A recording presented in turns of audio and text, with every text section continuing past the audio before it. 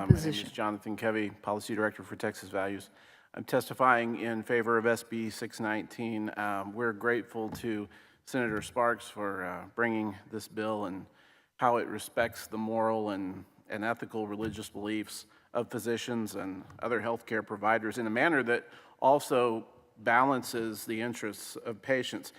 So what I want to do is discuss with the committee why the current conscience laws in place are not sufficient to protect healthcare providers and what SB 619 is designed to help with. So, currently we have in law, Chapter 103, abortion conscience protections in the Occupations Code.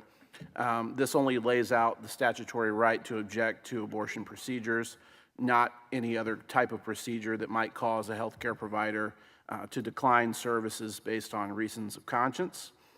Second, we have the HHS conscience rules, which are completely insufficient because even though they purport to enforce federal conscience laws for recipients of federal funding, they have no private cause of action. So physicians can't go to court to enforce their conscience rights under these rules. So if you lose your job because you didn't want to perform some type of elective procedure that violated your conscience, you have no recourse for that.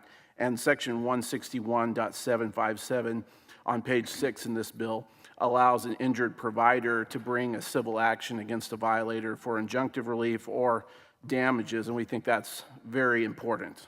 And then third, Title VII only protects you in situations where there's just a minimal burden on your employer. That doesn't protect a physician from getting sued, for example. And lawsuits are where sometimes the major impacts are for physicians. A lawsuit can go on for years. It can cost a ton of money, a ton of energy and stress on a physician. So we would be very mistaken if we relied on federal law to protect physicians. So we would ask you to support this measure.